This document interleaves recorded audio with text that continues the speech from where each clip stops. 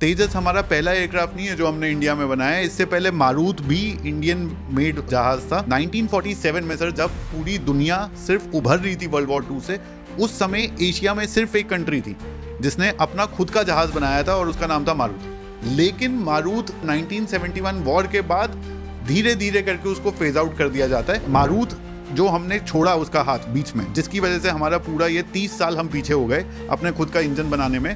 Marut किस तरह का जहाज था, क्योंकि आपने 8 साल उड़ाया है, और उसके बाद मारूत को क्यों फेज आउट करना पड़ा?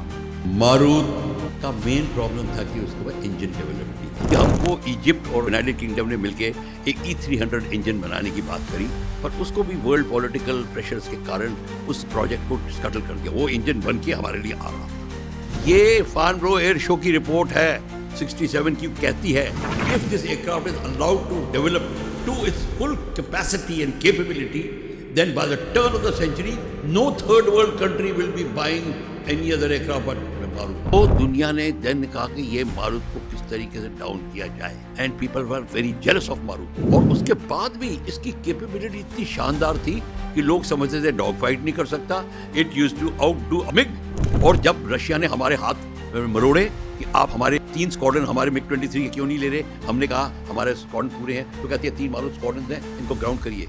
रशिया से प्रेशर आया था। ये मेरे को एक बहुत ही रिलायबल सोर्स से पता चली थी ये बात कि हम उनको अंडर प्रेशर मारूत को ग्राउंड करना पड़ा था। और जब ग्राउंड किया, ऐसे मारूत थे जिन्होंने सिर्फ 5 घंटे फ्लाई किए। मतलब उनका जो फ्रेश पेंट है कॉकपिट का, उसकी स्मेल आ रही है। इतनी जल्दी थी कि मारूत से हाथ धो